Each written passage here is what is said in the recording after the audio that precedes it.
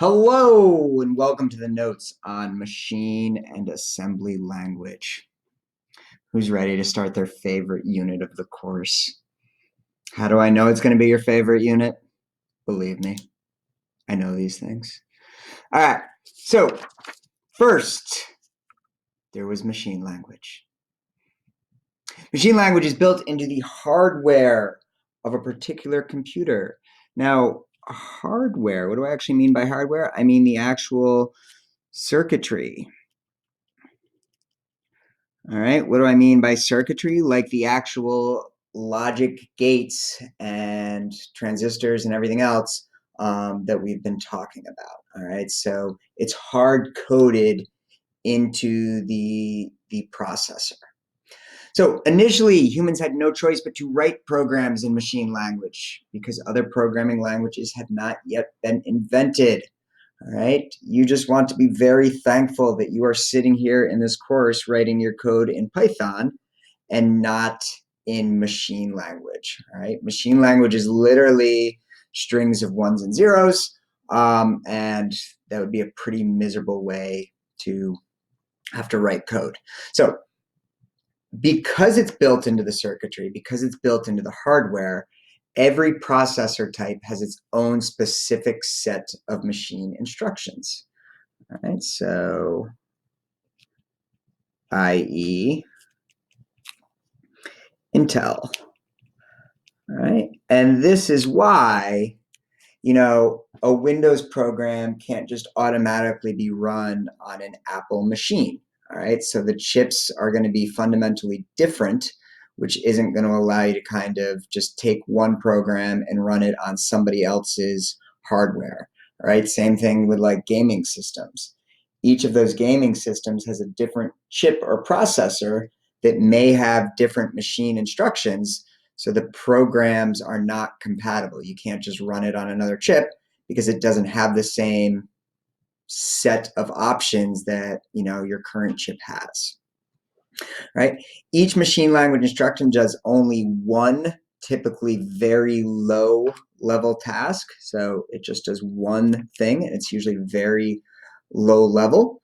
And programs like Python have to be translated into machine language before they can execute. So like the computer doesn't directly execute Python. Python gets turned into machine language instructions that can then be fed into the processor to actually run and execute. So even a very simple Python command is likely going to be multiple commands in machine language. All right, and we're going to see that shortly. All right, so what do we have here?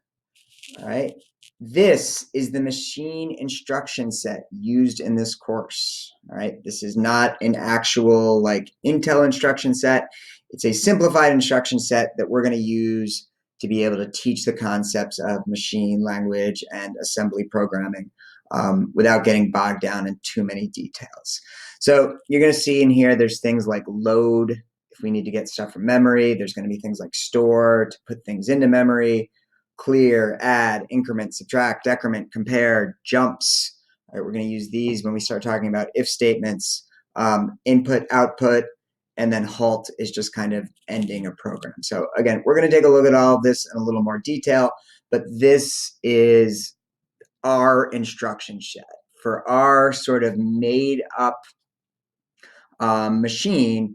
These are the instructions that we have available to us, and any program that we write has to be made up of just these simple instructions. All right, so again, this is for a hypothetical machine.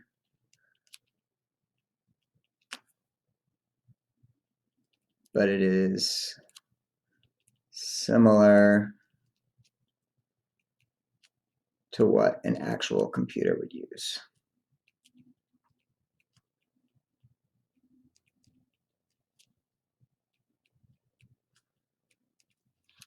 All right, so I don't want you to think that these are the exact instructions that your computer at home is running, but they're similar and they're going to allow us to kind of talk about the concepts without getting bogged down and too many higher level details. All right, so let's take a look at a very, very basic assembly program. All right, so this technically isn't machine language, and we'll talk about that distinction in a little bit. But right now, let's just focus on what these commands are and what they actually do. All right, so this right here is our assembly program.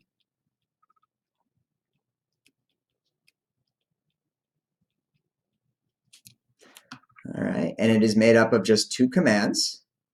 All right, and those commands kind of have two parts to them. They have the instruction that they're executing, and then they have the memory on which those instructions are acting on. So what does load X do? All right, it copies the contents of memory cell X, meaning like whatever number you provide, into register R. Right? And the register is basically like a memory cell that's built right into the processor. So it's basically the fastest memory that you're going to find on a computer because it's built right into the processor, so it has quick and sort of instant access to it. Down here, store X would be, this one copies the contents of register R into memory cell X.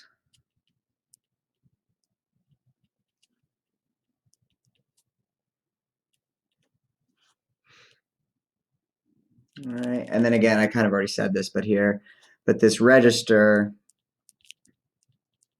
is basically a memory cell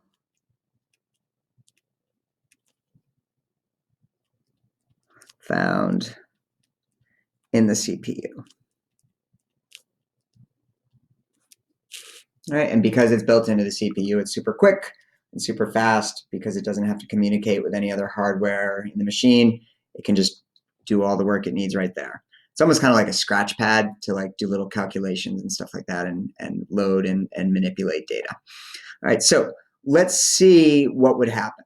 All right, so up here in memory, we have our program. Down here in memory, we have some data. Because remember, everything's stored in memory, whether it's a program, whether it's data, everything's in memory. It's just how we interpret what's in memory. So up here, we're interpreting this as machine language instructions or assembly instructions. Down here, we're interpreting this stuff down here as data. So this 30 and 40 would probably actually be stored as a binary 30, a binary 40, but they represent those numbers. So what does this program do? All right, load 7 executes. And what that does is it takes this number and it copies it into this register. All right, so this register now has the number 30 being saved inside of it. All right, then we get to store 8, which takes the contents of register R, which is the only register we have right now, and copies it to that memory location. So it's taking this 30 and copying it to this memory location, which basically wipes out the 40, and now we have two 30s stored right there. All right, so it's basically taking whatever in this location. First, you have to bring it into the register, and then from the register, we can bring it over to memory. So previous slide, when it said, it usually only does one typically very low level task, you're now seeing that, all right? This is a very low level task. I'm taking something from memory, I'm loading it into a register. That's one task, just one thing that I'm accomplishing. And then the next task is to take that number in the register and save it over into memory. All right, so something that seems super simple really breaks down to two separate tasks.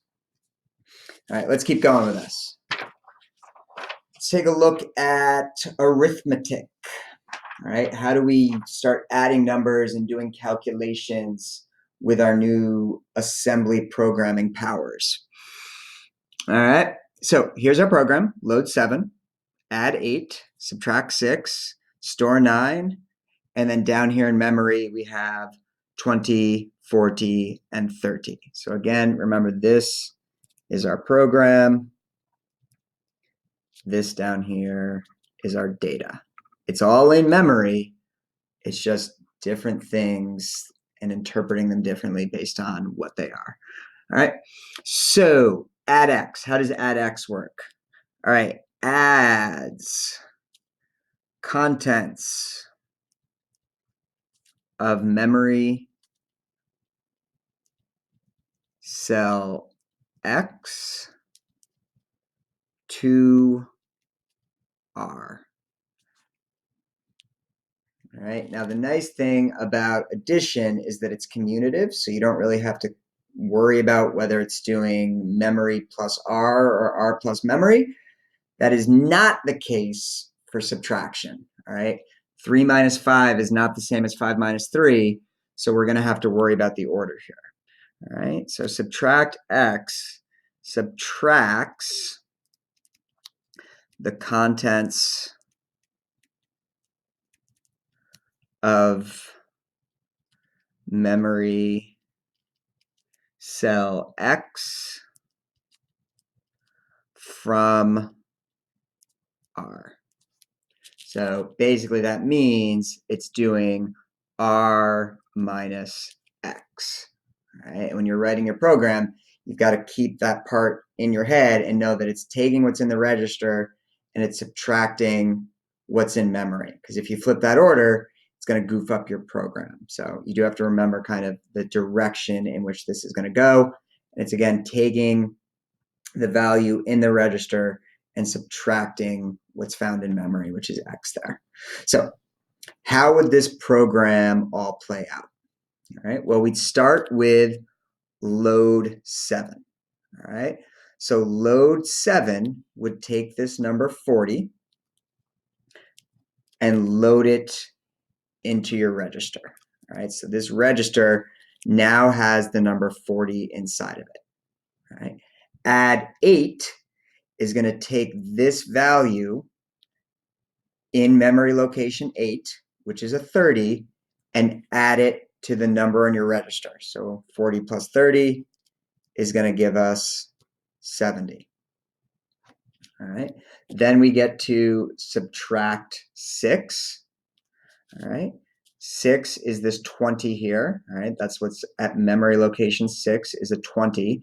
So again, it's R minus X. So it's going to be 70 minus 20, which is going to bring us down to a 50.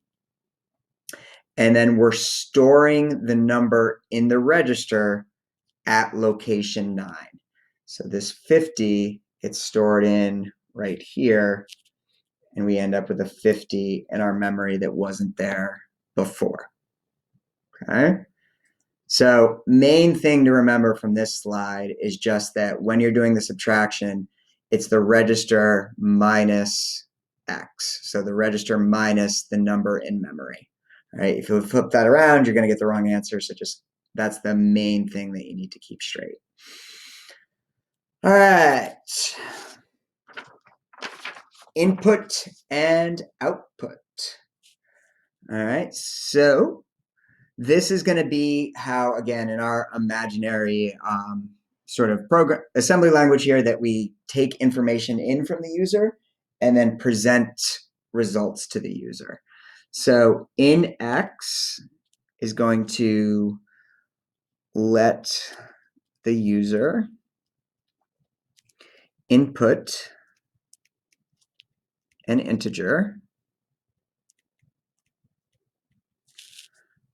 from the keyboard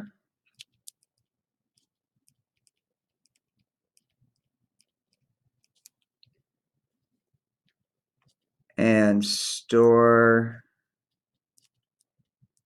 the value in memory cell X.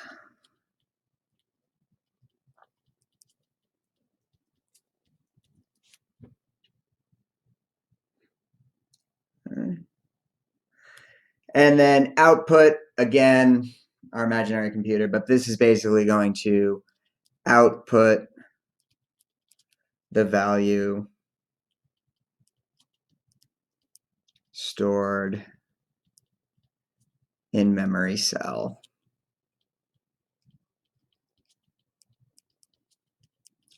So pretty intuitive for the in and the out. In is taking values in from the keyboard and storing them at a memory location. Output X is taking data from a memory location and outputting it to the screen. All right, so it's kind of like load and store, but instead of working solely in memory, we're using like the keyboard and the monitor or something like that. Okay, but same sort of thought process that you're going through there. All right, so how would this play out? How would this program actually execute? What would happen? So input, and we're going to store the input at memory location 8. So first things first, we just have to pick a number that's going to get stored at that location. So what's a good number to pick? Well, my favorite number is 44, so we're going to assume the input is 44. And you might be asking yourself, why 44? And I would just say, why not 44? All right, so load 8, what's going to happen with load 8? Well, actually, we should probably actually do what's going to happen here. So I'm inputting this, I'm storing it at memory location 8. So this thing that was a 30 is now a 44. All right, it's a glorious number. Now we get to load 8. All right, again, load takes the information at memory location 8 and moves it into the register. So now I have a 44 inside of my register. So many 44s on the page. This is just amazing. Now we do add 7. All right, so add 7 is taking the value at memory location 7 and adding it to the value in the register. So we go from 44 up to 45, which isn't nearly as cool. All right. Then we're going to store 6. So store 6 means we're taking this number in the register and storing it at memory location 6. So this now has a 45 inside of it. And then we're outputting whatever is being stored at memory location 6. So effectively, we are outputting a 45. All right, but that's how we can use the input and the output commands in our little, assembly language that we've been working with here. So you've got it. You're a master. There's no questions. Or should we take a look at an example here? So here's example 1. If the input values are 170, what is stored in data cells 8, 9, and 10 after this program executes? All right. So it's telling us the input values. So it says if the input values are 170, we're going to assume that the 100 gets input first. So our first line says take in an input and store it at memory location 8. So down here at memory location 8, we're going to store the value 100. All right, we got that from our input. Then we're going to take in a second input, stored at memory location 9. That's going to be a 70. So we've got the 100, we've got the 70. Now we're going to load 8. So let me draw a little register here so that we can kind of keep track of what's happening. But we're going to take this number at location 8 and load it into our register. So our register now has the value 100 inside of it. All right. We're then going to subtract 9. All right, so that means not literally subtract the number 9, but subtract what's in memory location 9. Now again, subtract does R minus X, or the register minus the location in memory. So this is going to be 100 minus 70, which means our register is now going to have the value 30 inside of it. Right.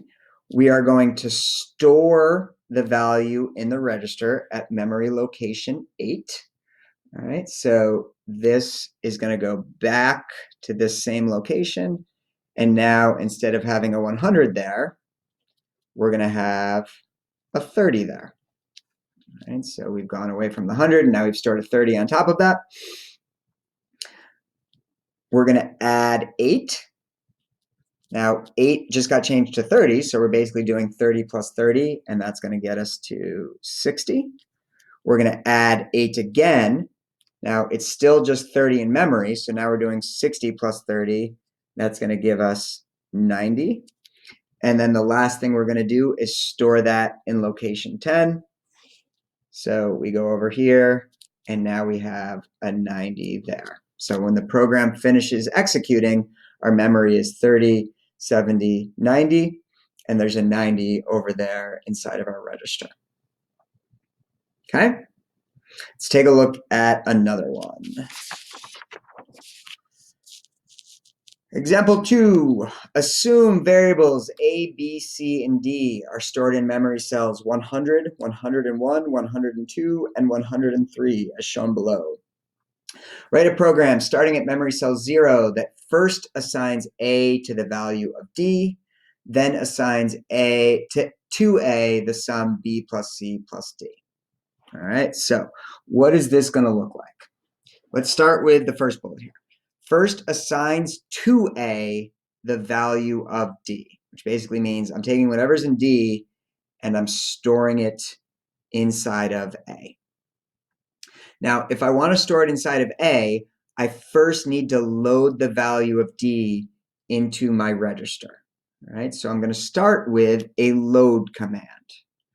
All right, so up here at address 0, I'm going to say load, and I want to load D into my register. So D is at location memory address or memory location 103. So I'm going to load 103, which again is letter D. Once I have loaded it, now I need to save it to memory, right? And I'm saving it at location A. So, and actually, let's have a little pretend register up here so we can just follow what's going on. So my register originally loaded in D, so now there's a 7 inside of my register. I'm going to take that 7 and I'm going to store it into A. So I'm going to say store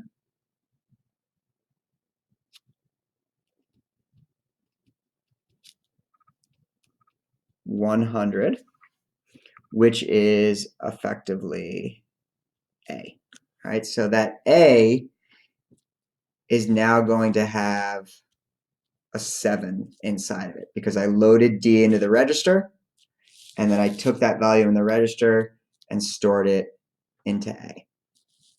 All right, the next part then says, then assigns to A the sum B plus C plus D. All right, now you might be saying to yourself, all right, should I start by loading B or should I start by loading C or what should I do? Well, this is where we can kind of take advantage, and this is why I showed you that the register has the value 7 in it. All right, the register already has D.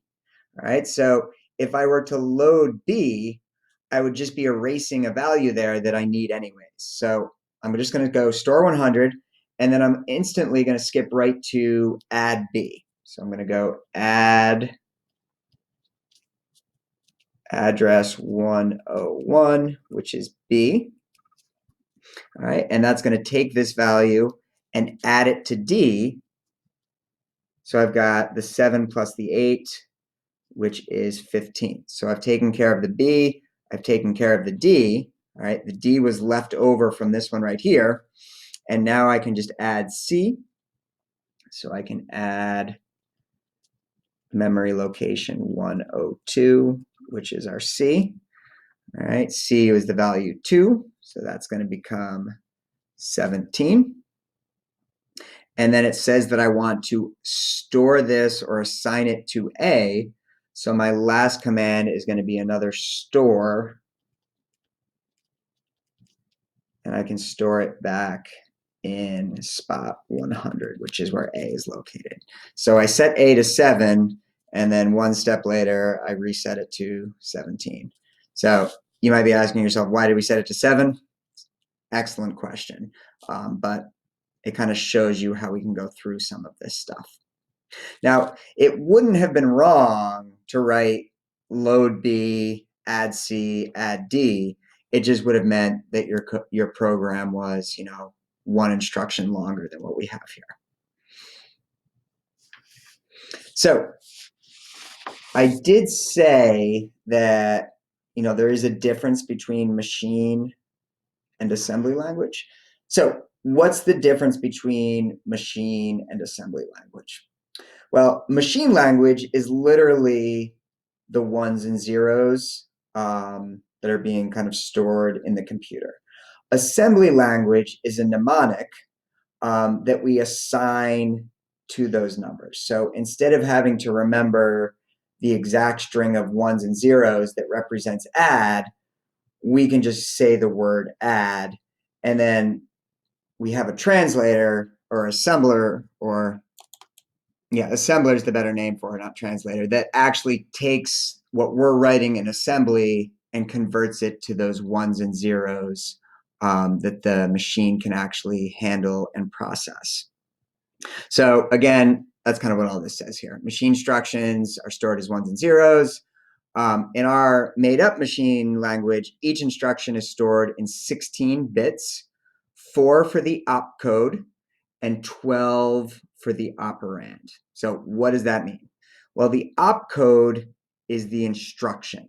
So this part right here would be our opcode. All right, and that's what corresponds to the word add. So the word add is represented by 0011, and instead of us having to remember 0011, we use just the word add. All right, the second part right here, which is called the operand, is really just the address. All right, so address, or we can use the fancier word operand, but it's what that instruction is actually acting on and what it's actually doing. So this 8 here corresponds to this address right here, which we should be able to recognize this at this point as this is the binary value 8. All right. So again, same type of thing here. Store corresponds to the opcode 0011. 00. Did I say the number zeros? 3 zeros and a 1. But that would be our opcode right there. All right. And then this right here, this end part, or these final 12 bits, represents our address. So again, hopefully you recognize that as a binary 10. So that's our address, that's our opcode. Pushed together, they give us the instruction that we're actually executing and where we're going to execute it. So this is what I kind of alluded to at the start. A program called an assembler translates assembly language programs into machine language zeros and ones. Now, something to know about assembly language is there's a one-to-one correspondence between an assembly instruction and a machine language instruction. All right, that is not true when we're talking about a language like Python. All right, a single line in Python might actually be several lines of assembly, which means it's several machine language instructions. Assembly, there's a one-to-one correspondence. So that means everything that we write in assembly translates to exactly one machine instruction. All right. So in Python, one line of code might be 10 machine language instructions. In assembly, one line of code is one machine language instruction. There's a one-to-one correspondence between assembly and machine. Assembly is just basically something that we've developed so that as humans, we can write programs, and it's a little more convenient for us to write add and store than it is to string out a whole bunch of zeros and ones. And then we just let this assembler program do the translation for us back and forth of saying, oh, they wrote the word add, so that's actually 0011. They wrote the word store, so that's really 001. All right, and the assembler just makes those conversions from this assembly or real world English to the ones and zeros that the machine can actually process and work with. So we're going to stick with assembly, all right? We're not really going to be doing a lot of actually writing our code in machine language. We're going to mostly stick with writing our code in assembly. So example 3, translate the Python code below into assembly language. Assume variables x, y, and c are stored in memory cells 100, 101, and 102. Start your program at memory cell 0. All right, so this is what you're going to see that I just talked about, is that one line of Python might actually be several lines of assembly. So first thing we're going to do is take in some input and store that input into our variables z. And we can see that down here that variable z corresponds to memory address 102. So if we're taking input, that's going to be our in command. So we're just going to say in, and we're going to store that in 102. All right. So that one, there is a one-to-one correspondence, at least in our made-up assembly language, that this one line corresponds to this one piece right here. Let's see if that's true for this next line. All right, this one says y equals y plus y equals y plus y. So we're going to start by loading in the value of y into our register, because we can't really do any calculations. We can't do any addition, subtraction until we have it in our register. So we're going to load 101, which again is our variable y. This one up here was our variable z. That puts the value of y into our register. All right, now we don't actually know what y is here because we didn't actually specify, but y is now in our register. And what we want to do is we want to do y plus y. So we're going to say add, and we're going to add 101 again. So we've just done y plus y. Now that value is sitting in our register, right? We need to get that value and save it back into memory so that our variable y has this new value. So now we're going to do a store command. And we're going to say store this in 101 so that it goes back into location y. All right. Next, so there you saw this one line of Python code is actually 3 different assembly instructions. Next, we've got x equals z minus y. All right, so again, if we're going to do this subtraction, we need these values in the register. And we remember that the subtract command does the register minus whatever's in memory. So that means we need to start by loading z. So we're going to load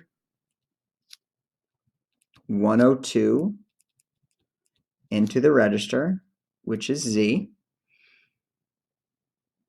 We're going to subtract whatever's at memory location, whichever's in y. So we're going to subtract 101, because that's where y is. So now the result of z minus y is sitting in our register, and we need to bring that value back down into memory. So we're going to store it at address 100. So we're going to store that at address 100, which is back down in X there. All right, so we've got this 3 little lines of Python code got translated into 6 lines of assembly language. But each of these assembly language lines translates into just one machine instruction. So there's one machine instruction for this, for this, for this, for this, for this, and so on and so forth. Okay?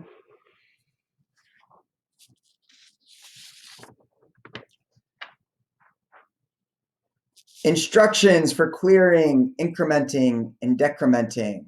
All right, so these are some other commands that we're going to want to use. Let's take a look at this note here. These instructions do not use register R. They directly change the contents of memory cell X. So it should be pretty intuitive what these do. But if not, I'm just going to quickly bring this sheet back up. Clear basically sets the contents to 0. Increment makes the contents at memory 1 larger. Decrement makes the contents of memory 1 smaller. All right, so pretty intuitive, but sets memory at location X to 0.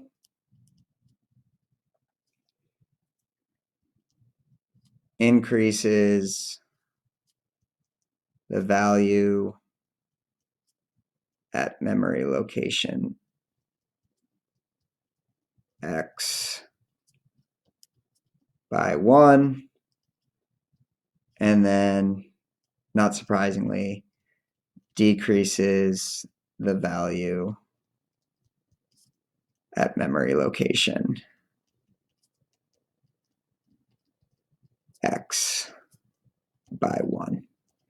All right, but the important thing to note is all of these shortcut the register, and they're directly changing the contents of the memory. So when we're using these, we don't have to load things into the register. We can directly impact memory by using clear, increment, and decrement. So let's take a look at what this would actually look like then if we're kind of running through the assembly. So we're starting with load 9. All right, so that would take this value 199 and load it into the register. So the register now has the value 199. Then we're doing clear 7. That totally skips the register. It just takes this and clears it out and sets it to 0. We're then doing increment 7. Again, the register is not involved. We just make this 1 larger. And then we're doing decrement 8. It's dropping this down, and notice the register doesn't change. All right, those 3 commands, clear, increment, and decrement, have no impact on what's happening inside of that register. They're working directly with memory. Okay.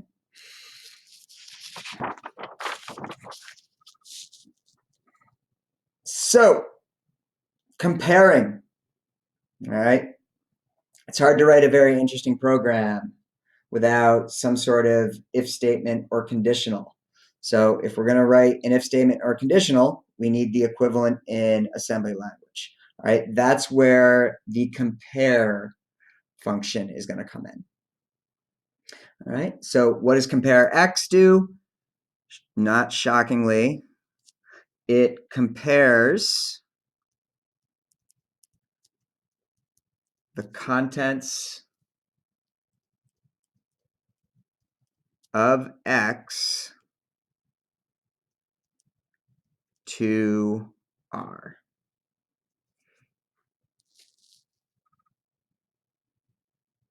Now, what happens? How does this work? What does it mean it's comparing the contents of X to R? Well, it involves something called the condition code register, all right, which is part of our arithmetic logic unit. So it's built into the processor. All right. So this condition code register is going to have either zeros or ones in all those boxes, because of course it's going to have zeros or ones. It's a computer. And they basically let us know the result of the comparison. So if x is greater than r, then the GT box becomes 1. If x is equal to r, the EQ box becomes 1. And if x is less than r, the LT box becomes 1. All right, so when you're doing these comparisons, one of these is going to have a 1 in it, and the other two are going to have a 0 in it. All right, so if the values are equal, you're going to have your 1 here. If x is greater than r, the 1 will be here. If x is less than r, the 1's going to be there. If you want to try to remember which order these go in, it spells out the word gel, so that can sometimes be useful. Remembering that the greater than box is first, then the equal box, then the less than box. The other thing that I want to draw your attention to is that when you're doing these comparisons, the x is on the left, the register is on the right, which is the reverse of subtraction. All right, when you were doing subtraction, the r was on the left, the x was on the right. When you're doing comparisons, the x is on the left, the r is on the right. All right, so just you got to remember and keep those two straight, because otherwise it can lead you to misinterpreting the comparison and getting it backwards, or getting the subtraction backwards, or what have you. So you do have to keep those straight and remember that for subtraction,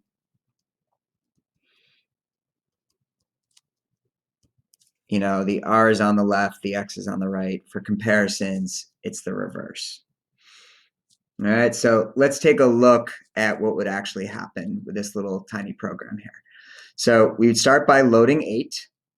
All right, so that's going to take this 8.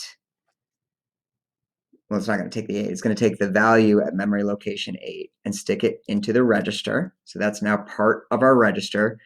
And then we're comparing it to 9. All right, not the value 9, but the memory location 9. So we're comparing it to this value 30. All right, so when you're setting up your comparison, all right, the 30 goes on the left, the 15 goes on the right. All right, this is your x, this is your r. And then you have to ask yourself, okay, is 30 less than r?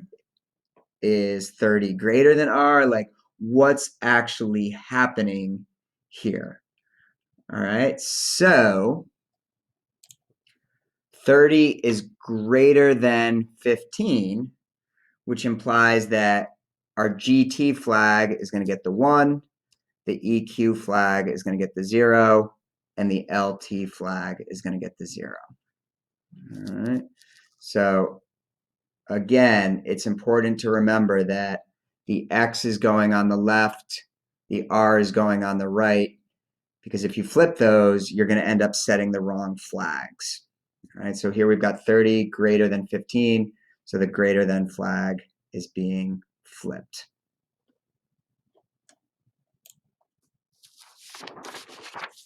So now that we can compare things, how do we actually use that? Because all we did on that last page was like set the CCR to 0, 0, 1, or 1, 0, 0, or 0, 1, 0. How do we actually use that to do something useful? All right, so the way we use that is we take advantage of what are called jump instructions. All right, and we have 4 different jumps here. Basically, jump greater than, jump less than, jump equal, or this is an unconditional jump. All right, this is just jump.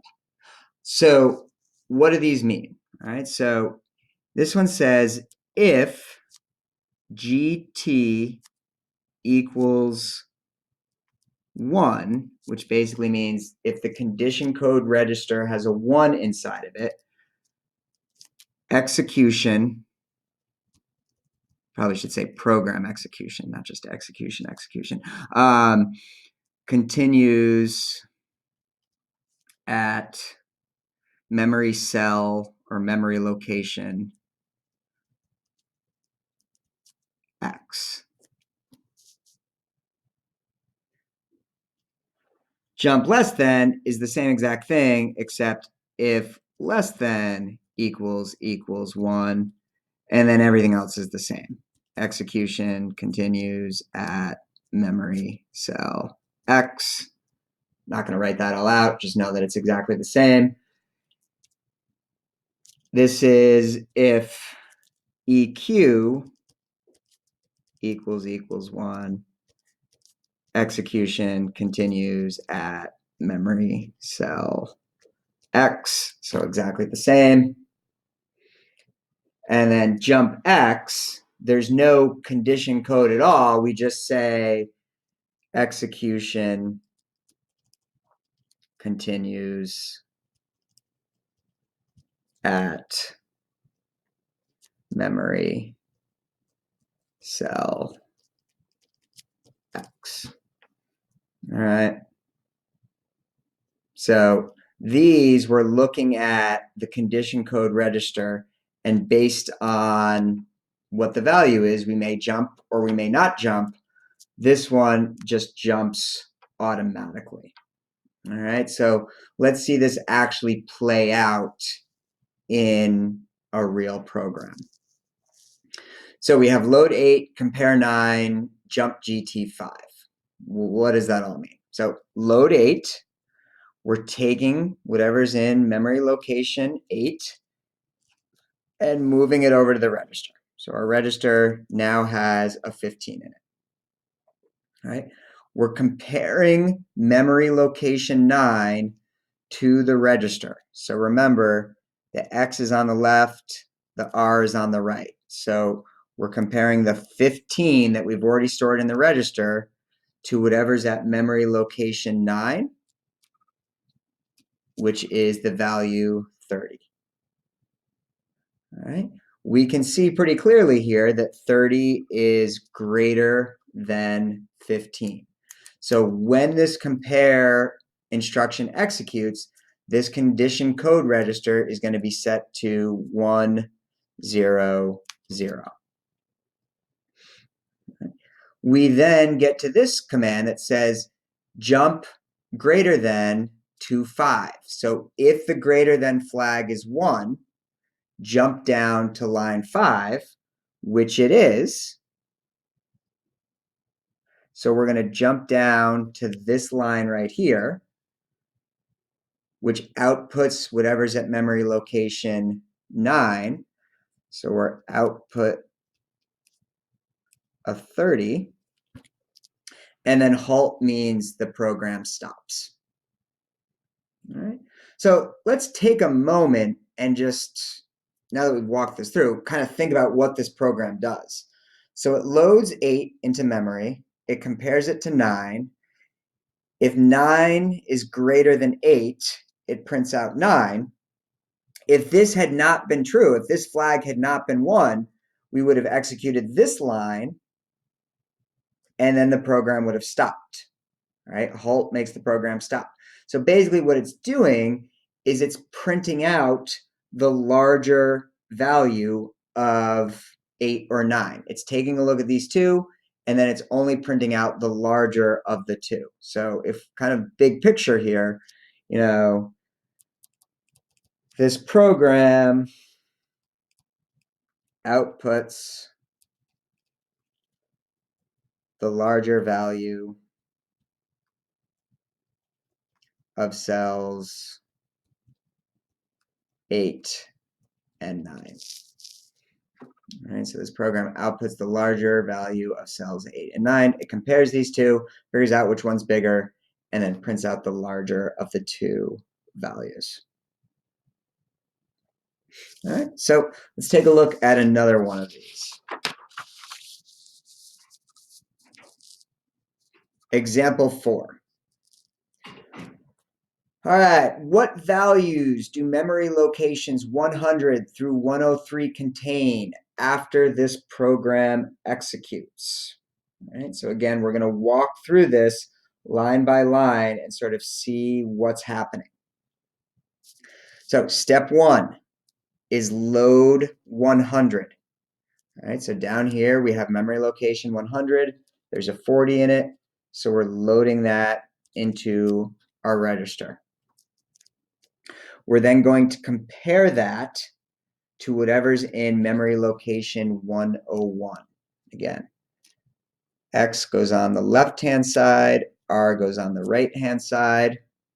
I would say just remember R for right, but then you get the subtraction wrong. So you've just got to remember that the two are different.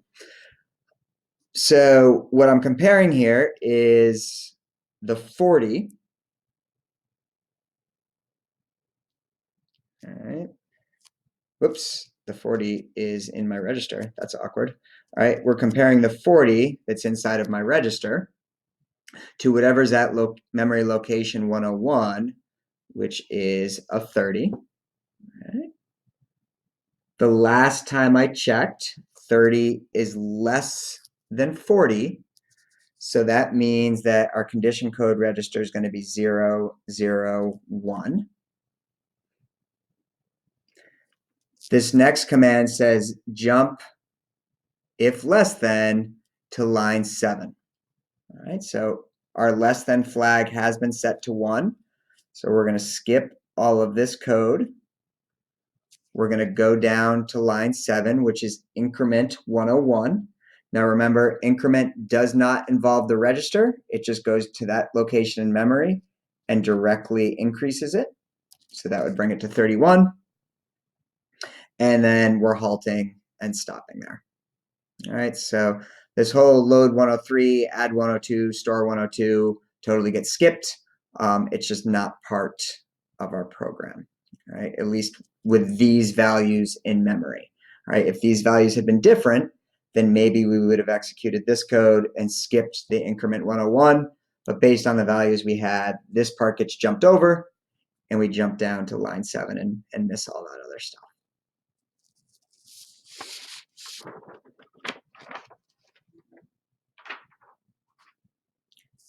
Example 5, write Python code that is equivalent to the assembly language program. Assume that memory cells 100 to 103 store variables A, B, C, and D. All right, so here's where we start to draw the connections between this assembly stuff and the Python code that we've been writing. All right, so we're going to start by going through this sort of very literally, and then we're going to see, what other options we can come up with once we've got our first version down. All right, so we're starting with load 100.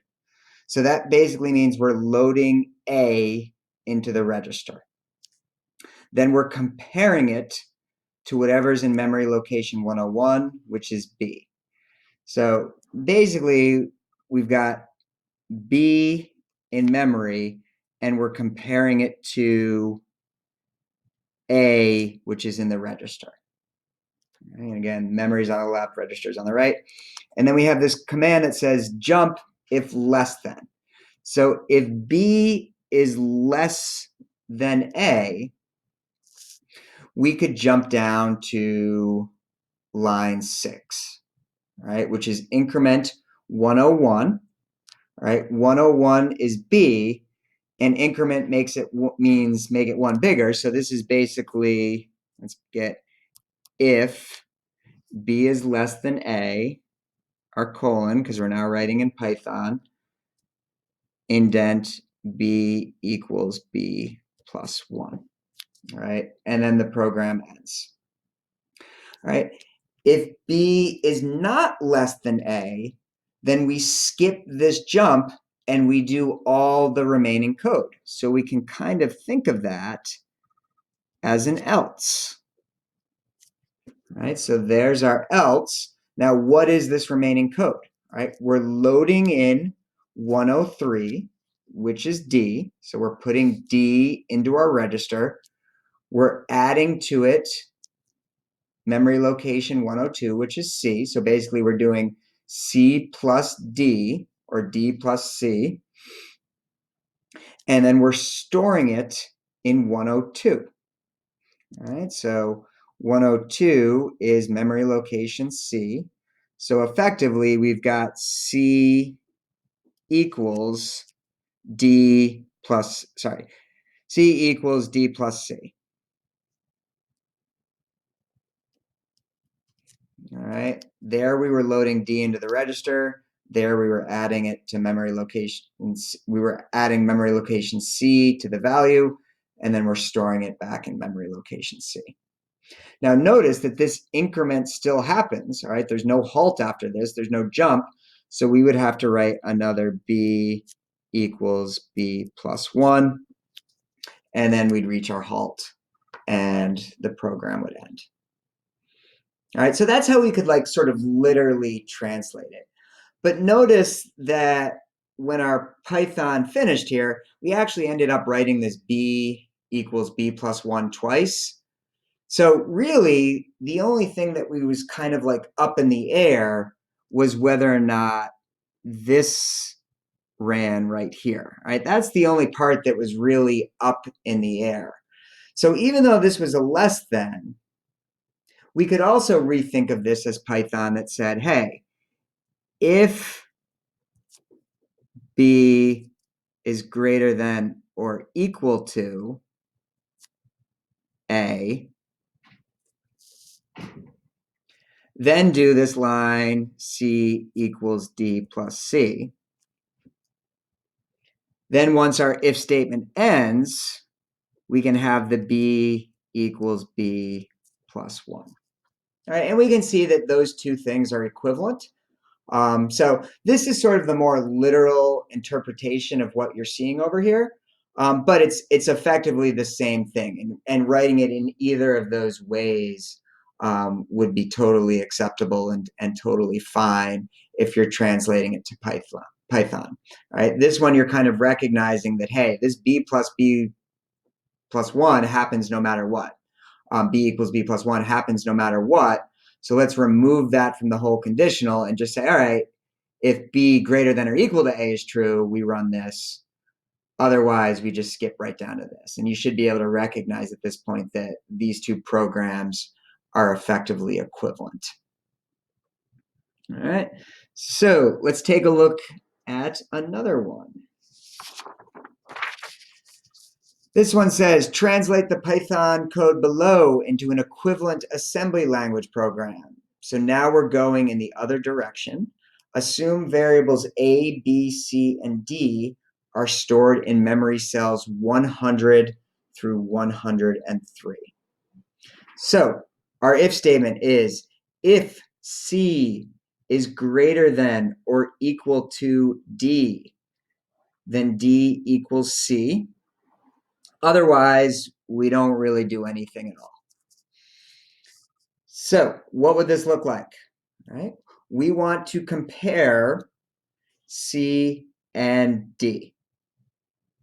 So the first thing that we're going to need to do, if we're going to compare C and D, remember when we're using the assembly compare, the memory is on the left, the register is on the right. So if we're comparing C and D, we're going to start by loading D into the register. So I'm going to start with a load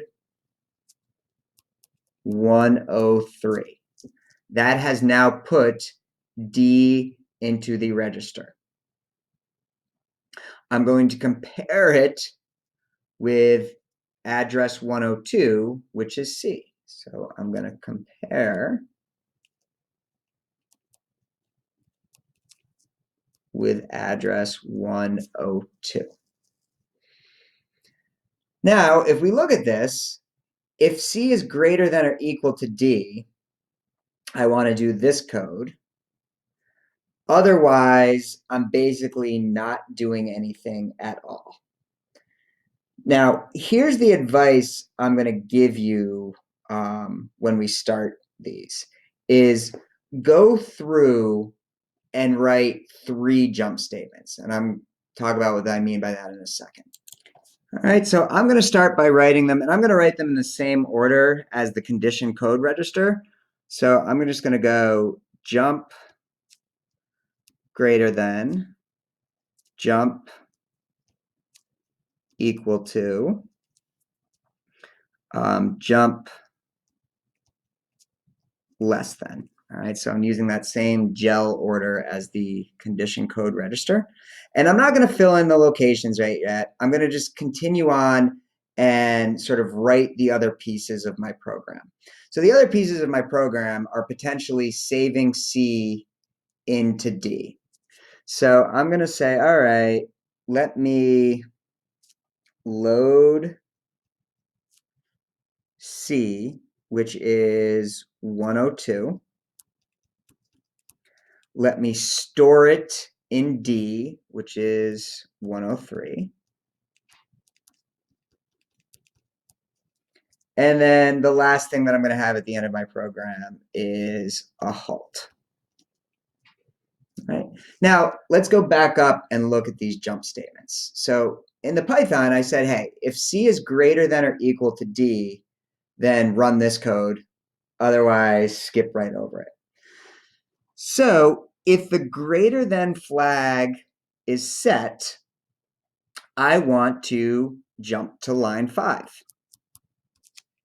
If the equal flag is set, I want to also jump to line 5. Because remember, if the greater than sign is not set, we just go to the next one. And then we check to see if the equal sign is set. And if it is, we jump. Otherwise, we go to the next one. And if it's less than, all right, that means that C is not greater than or equal to D. So I want to skip this. I can just jump right down to line 7. Now, did I need to have all 3 jump statements? Could I have written this program without all 3 jump statements? Yes, right? That is a possibility. But when you're just starting, it can be overwhelming to try to make sure that you do that correctly. So it's not a bad idea to just take the extra time to write out all 3 and think it through. All right, and here's why it can be a little tricky to try to cut them out, especially at the start. So here you're seeing if C is greater than or equal to D. If you wanted to cut out some of those jump statements, the way you would probably actually write this is, I'm going to say load 103, compare 102. And then the only jump that I would probably have is a jump less than. All right, and I'll explain why in a second. Then we would have the rest of our code here, which is load 102, store 103, and then halt. All right. So again, if this was address 0, address 1, address 2, address 3, address 4, address 5, our jump instruction would now be jumping to 5. So if we look at this, we're loading in, we're doing our comparison. Even though the Python says greater than or equal to,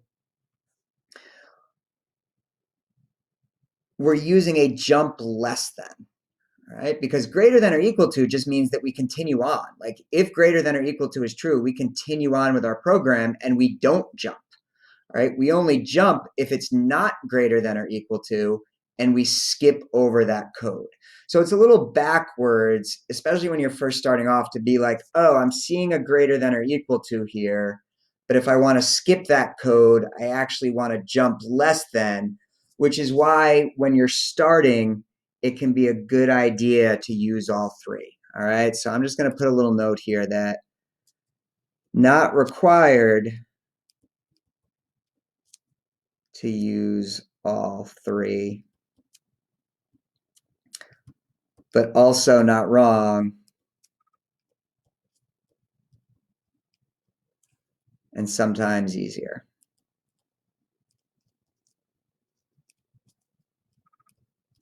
All right, so I'm not going to mandate that you use all three, but I am going to encourage it, especially in the early going, because it means you're going to be less likely to sort of goof up these conditionals, because you can force yourself to think through every single aspect of it instead of doing this one, and then if you accidentally goof it up, you might not catch your mistake as quickly. All right. But again, this is sort of taking the Python and translating it over to assembly.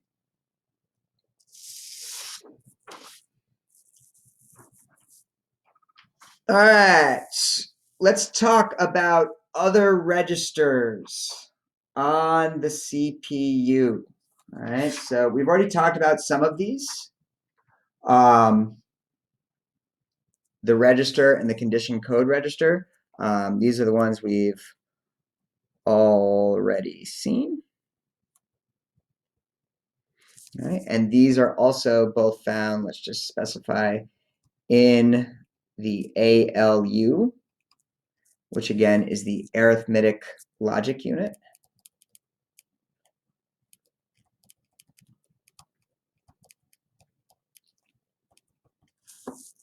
All right, so what are these right here, the program counter and the instruction register, and why are we talking about them? Because our next slide, or the next little thing we're going to talk about, is how this assembly program actually flows through a computer and what's the process that's actually happening as the software is executing. All right. So to do that, we're going to have to talk about these two other counters. So one is called the program counter, and this just keeps track of the next instruction to be executed. So it's going to have an address, a memory location, and that's telling us the next instruction that's going to be executed. And then we have an instruction register, which is where we store the actual instruction that's being executed. All right. And these are both part of what's called, and what we talked about in the last unit, or in the hardware unit, this is all part of the control unit. All right. So we said that the CPU had the control unit and the arithmetic logic unit. Arithmetic logic unit is where like our register and our CCR live. The program counter and the instruction register are part of the control unit.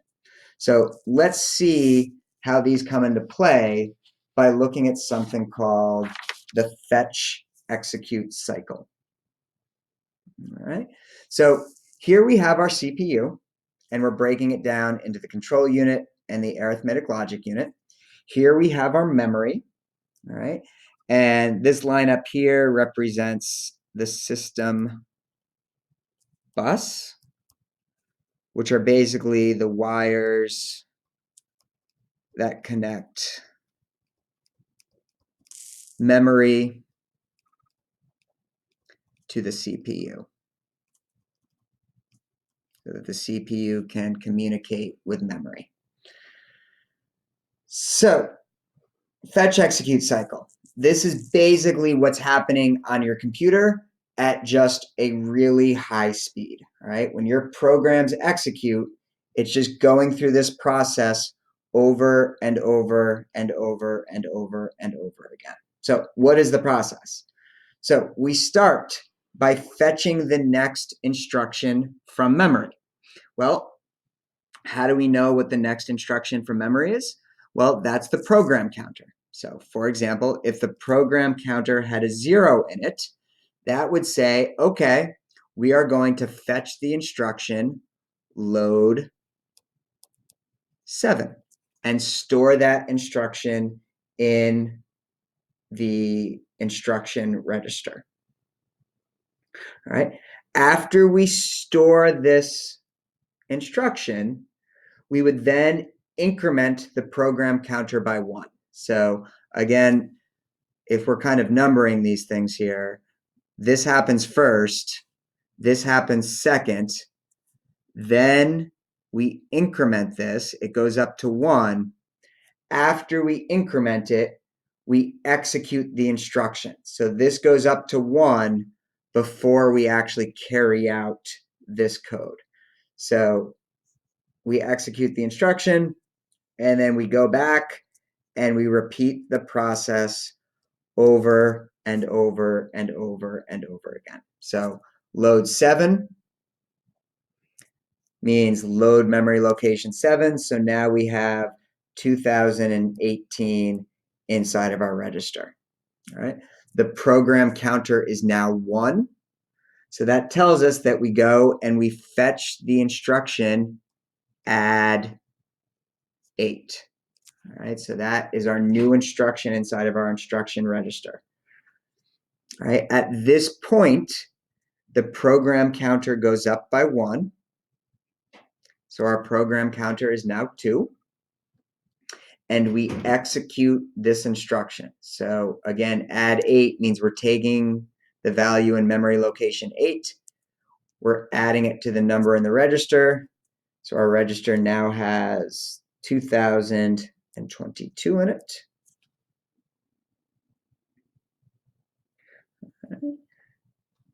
We go back up to the top. We fetch the next instruction from memory.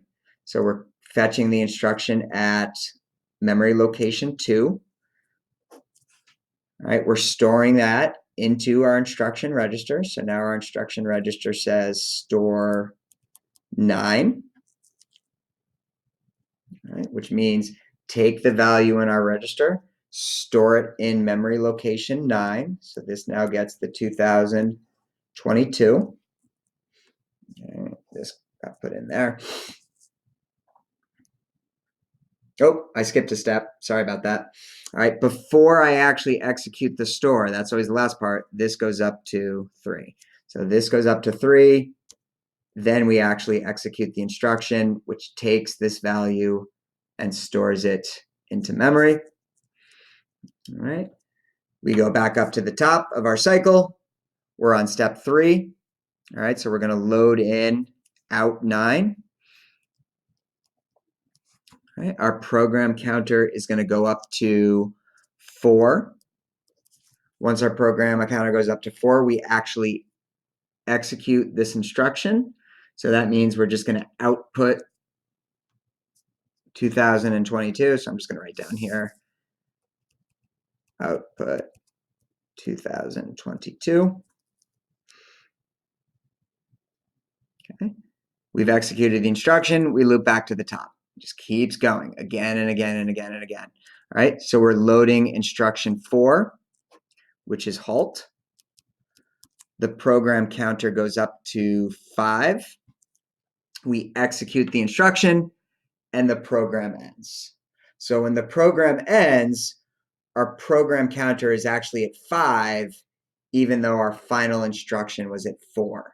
And the reason the program counter is 1 higher is because, again, it increments before the instruction actually executes. So just keeping that in mind, that we fetch the instruction stored at the address stored at the program counter.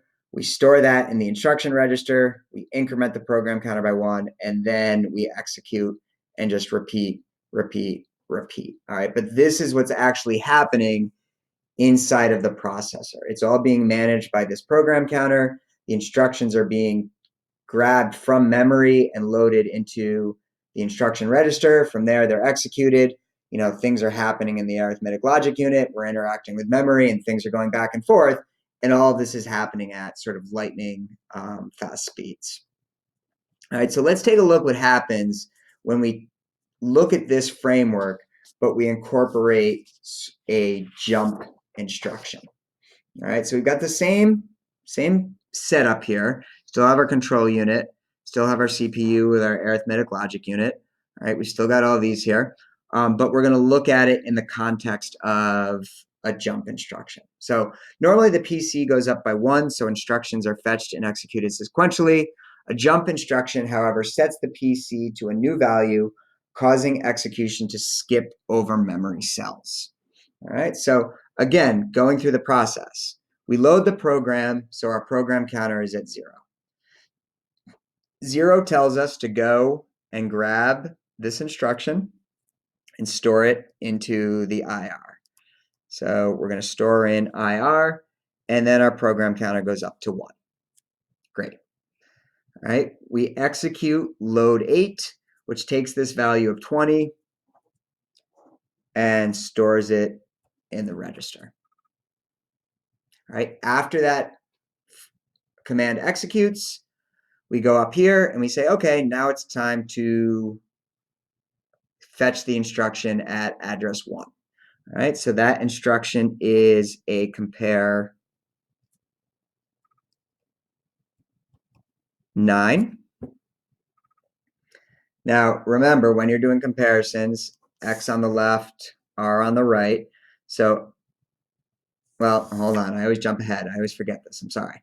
All right, before we actually execute compare 9, the program counter goes up to 2. All right, so our program counter is now at the value 2. All right, now we're going to actually execute compare 9, which is taking the value in the register, which we already said was 20, and comparing it to the value at memory location 9, which is 30. All right, last time I checked, 30 is greater than 20. So when this executes, you're going to end up with a 1 in your greater than box, a 0 in your equals box, and a 0 in your less than box. Okay. Then that's the end of the cycle. We just executed this instruction. So we loop back to the top and we load in instruction 2. So instruction 2 is jump greater than, and you're jumping to memory location 6. Okay, so we've loaded this in. We increment the program counter. All right, so the program counter goes to 3. But when we execute this instruction says if the greater than flag is 1, jump to 6. So what happens is, yes, the program counter goes to 3 because it increments before we execute this, but then it instantly goes and jumps to 6 without ever actually getting to use the 3. So this instruction is never loaded. All right, so 3 is never loaded. All right, it shows up because, again, the program counter increments before we execute the instruction. But once the instruction executes, that 3 gets replaced with a 6, and we never actually load this instruction. Instead, we load the instruction add 9. All right, which, again, takes this value in memory and adds it to what's in the register. So the register now has a 50 in it. Did it again. I forgot to increment the program counter before it happened. So technically this happens first. Then I actually do the addition, get the 50. Program counter 7 says, okay, time to load the halt instruction. So I load the halt instruction. All right, after I've loaded the halt instruction, the program counter goes to 8. I execute the halt instruction, which makes my program stop. So yes, I got up to 8, but it never actually carried out because the halt instruction stopped the program. So the program counter stops one after, or the program counter ends one after the actual last instruction. All right. So again, that's just kind of walking you through what actually happens with memory, with the CPU as it's carrying out or executing a program. Okay. So this sort of wraps up the notes on machine and assembly language. What we're going to do now is we're going to do some practice so that you can try some of this on your own and see how it goes for you. All right. So good luck. And as always, reach out to me if you have any questions. All right.